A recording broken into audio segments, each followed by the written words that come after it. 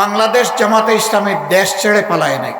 দেশের ভিতরেই আমরা মুহাজির ছিলাম, দেশের মাটিকে কামড়ে ধরেছিলাম, বুকে জড়িয়ে এখানেই ছিলাম, জেল বরণ করেছি, জীবন দিয়েছি, কিন্তু দেশ ছেড়ে আমরা পালাইনি। কারণ আমরা এই দেশকে, এই মাটিকে, এই মানুষকে আমরা ভালোবাসি। আমরা ভালোবাসার ঠিকানা ত্যাগ করতে পারি না।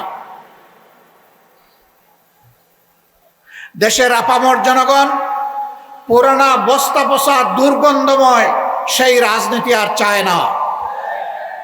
এই রাজনীতির আমূল পরিবর্তন চায়, সংস্কার চায়, নতুন বাংলাদেশ দেখতে চায়। নতুন বাংলাদেশ পুরাতন ফর্মুলায় আর চলবে না ইনশাআল্লাহ। নতুন বাংলাদেশ চলবে নতুন ফর্মুলায়। সেই নতুন ফর্মুলাটা কি?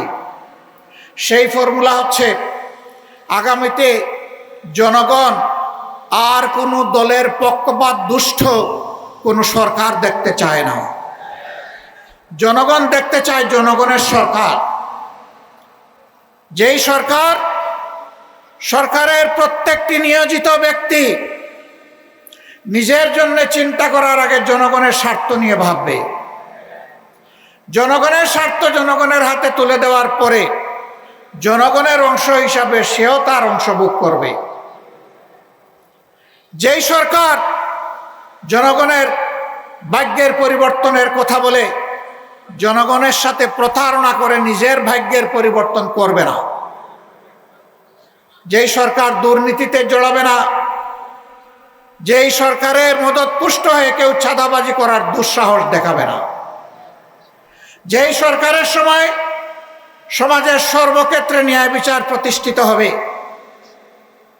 নারী পুরুষ সকলেই সম্মানের সাথে শান্তিতে এই সমাজে বসবাস করে উন্নয়নের গর্বিত অংশীদার হবে, ভূমিকা রাখবে।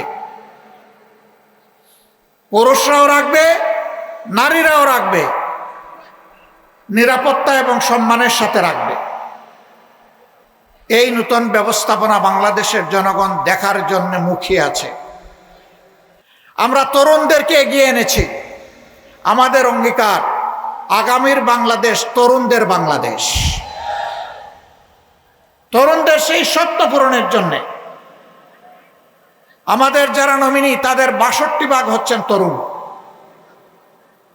আমরা তাদের হাতে আগামীর সমাজের বাংলাদেশের পতাকা তুলে দিয়েছি।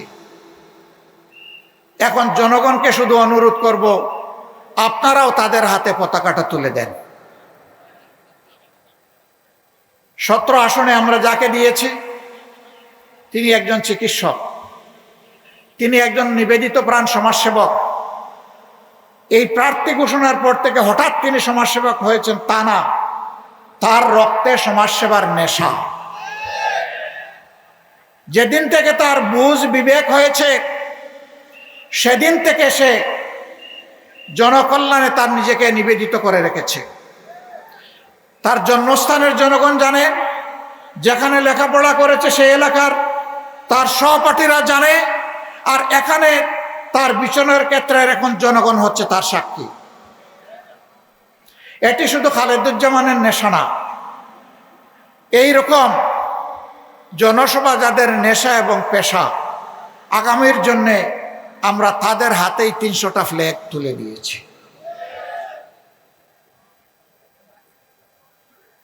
আমরা বিশ্বাস করি বাংলাদেশের শান্তিপ্রিয় জনগণ, আমাদের মা বোনেরা, তারা চান তাদের শিশুটি জন্ম নেওয়ার পরে তার প্রত্যেকটি অধিকার যেই সমাজ, যেই সরকার দিতে পারবে, তারা ওই সমাজ এবং ওই সরকারের জন্যই তারা অপেক্ষায় আছে।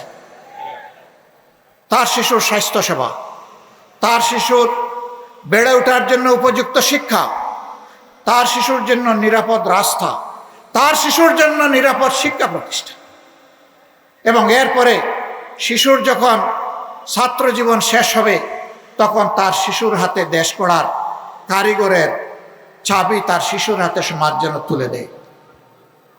আমরা কথা দিচ্ছি আমাদের পরিকল্পনা এভাবেই আগাবে ইনশাআল্লাহ।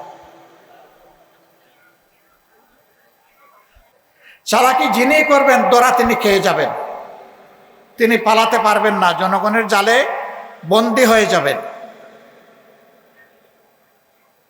আমরা আপনাদের কাছে খোলামেলা আহ্বান জানাতে চাই, আমরা মুখে যা বলি তার যদি বিপরীত আপনারা কিছু আমাদের মাঝে পান, আমাদেরকে সংশোধন করার জন্য পরামর্শ দেবেন। যদি আপনার পরামর্শ দেখেন যে কাজে লাগে নাই, আমাদেরকে ত্যাগ করবেন এবং ঘৃণা করবেন। আর যদি দেখেন আমাদের মধ্যে ভালো কিছু আছে এবং ভুল করলে আপনাদের পরামর্শ আমরা গ্রহণ করি, আমরা অবশ্যই আপনাদের ভালোবাসা পাওয়ার দাবিদার। কারণ আমরা বিশ্বাস করি জনগণ আমাদের চাইতে এই দেশকে কম ভালোবাসে না। এর প্রমাণ বাংলাদেশের জনগণ ইতিমধ্যে দিয়ে ফেলেছে। 5 আগস্ট পরিবর্তন হওয়ার পর 6, 7, 8 বাংলাদেশে কোনো সরকার ছিল না। আমি ঠিক বললাম না বেঠিক বললাম? কিন্তু আলহামদুলিল্লাহ বাংলাদেশের জনগণ প্রত্যেকে জিম্মাদার হয়ে দায়িত্ব নিয়ে অপরের জান, মাল এবং ইজ্জতের পাহারাদারি করেছে। ব্যাংক লুট হয় নাই, সোনার দোকান লুট হয় নাই, বিভিন্ন বিজ্ঞানাগার লুট হয় নাই, মানুষের বাড়িতে ডাকাতি হয় নাই, চুরি হয় নাই, মানুষের জীবন নিয়ে কাড়াকাড়ি করা হয় নাই। বাংলাদেশের মানুষ প্রমাণ করেছে আপামর জনগণ তাদের দেশকে এবং মানুষকে ভালোবাসে।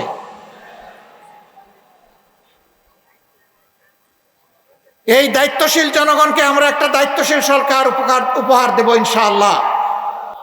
এই সরকার পরিচালনা করতে গিয়ে দেশি বিদেশি কোনো শক্তির লাল চক্ষুকে আমরা পাত্তাই দেব না।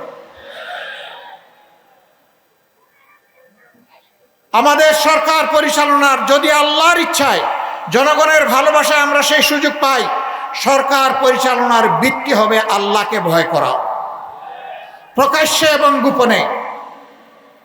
আল্লাহকে যারা ভয় করবে, জনগণের সমস্ত আমানত তাদের কাছে নিরাপদ। জনগণকে তাদের অধিকার চেয়ে নিতে হবে না, সরকার বাধ্য থাকবে জনগণের অধিকার তাদের ঘরে পৌঁছে দিতে। এই ইতিহাস নতুন করে আমাদের রচনা করা লাগবে না, এটি আমাদের গর্বিত ইতিহাস, এটি আমাদের মদিনা কেন্দ্রিক শাসনের ইতিহাস। আমরা দল ধর্ম নির্বিশেষে সকল মানুষের জন্য সেই ইতিহাস রচনা করতে চাই। অনেকে আমাদেরকে কর্নার করার চেষ্টা করেন। বাংলাদেশ জামাতে ইসলামী যেহেতু কোরআন কেন্দ্রিক একটি দল, সেই কারণে অন্য ধর্মের লোকেরা তাদের হাতে নিরাপদ হবেন না। আমি মহান আল্লাহর উপর ভরসা করে চ্যালেঞ্জ দিলাম, 54 বছরের স্বাধীন বাংলাদেশে বাংলাদেশ জামাতে ইসলামীর কোনো নেতা কোন অন্য ধর্মের লোকের উপর জুলুম করেছে, তার জমি দখল করেছে, তার ইজ্জতের উপর হাত দিয়েছে, তার সম্পদ লুণ্ঠন করেছে, সাহস থাকলে আমাদেরকে বলে দেন। আমরা সেই দুষ্ট লোক তৈরি করি না। মহান আল্লাহ আমাদেরকে শিক্ষা দিয়েছেন, যেই দেশে মুসলমানরা সংখ্যাগরিষ্ঠ হবে সেই দেশে আল্লাহ বলতেছেন, অন্য ধর্মের লোকদেরকে আমি তোমাদের কাছে আমানত রাখলাম,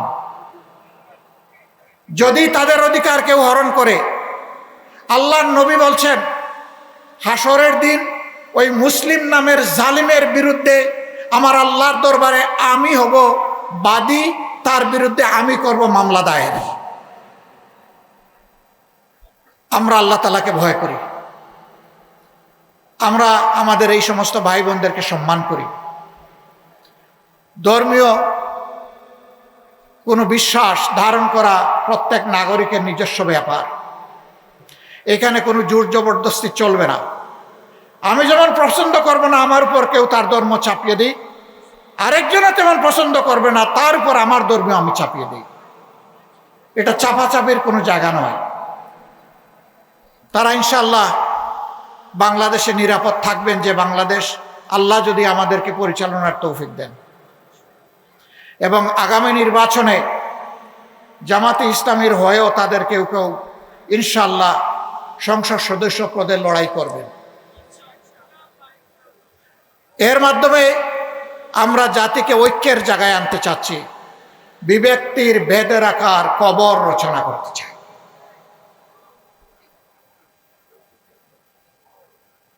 সম্মানিত এলাকাবাসী, কথা অনেক হয়ে গেছে। আজকে জুমাবার, আমরা সবাই জুমার নামাজে শরিক হব। যেই কথাগুলা বললাম সেই কথা সাক্ষী হয়ে গেলেন আল্লাহর আপনারা। মহান আল্লাহর কাছে তৌফিক চাই এই অঙ্গীকার কথাগুলা যেন আমরা রক্ষা করতে পারি। আমরা কথা দিচ্ছি, বাংলাদেশ পরিচালনার দায়িত্বে যাই অথবা না যাই, দুর্নীতির বিরুদ্ধে আমাদের যুদ্ধ চলবে। কেউ আমাদেরকে থামাতে পারবে না ইনশাআল্লাহ। চাঁদাবাজদের বিরুদ্ধে আমাদের প্রতিবাদ এবং যুদ্ধ অব্যাহত থাকবে। কেউ আমাদেরকে থামাতে পারবে না। দুঃশাসন, অপশাসন, অবিচার, এর বিরুদ্ধেও আমাদের লড়াই অব্যাহত থাকবে। এটাও কেউ আমাদেরকে থামাতে পারবে না। এই লড়াই সময়ে আমরা আপনাদের ভালোবাসা চাই, আপনাদের সহযোগিতা চাই, সমর্থন চাই, পাশে চাই, সাথে চাই। আল্লাহ প্রিয় দেশকে হেফাজত করুন। আগামীতে আল্লাহ তাআলা জনকল্যাণের একটা সরকার গঠন করার তৌফিক এই দেশবাসীকে দান করুন। সকল প্রকার দুঃশাসন, অপশাসনের কবল থেকে আল্লাহ তাআলা চিরতরে আমাদেরকে মুক্তি দিন। একটা মর্যাদাপূর্ণ জাতি হিসাবে বিশ্বের বুকে মাথা উঁচু করে বুক চিতিয়ে দাঁড়ানোর তৌফিক আল্লাহ আমাদেরকে দান করুন। আপনাদের সকলের প্রতি গভীর কৃতজ্ঞতা, আন্তরিক অভিনন্দন এবং মোবারকবাদ জানিয়ে আমার বক্তব্য এখানেই শেষ করছি।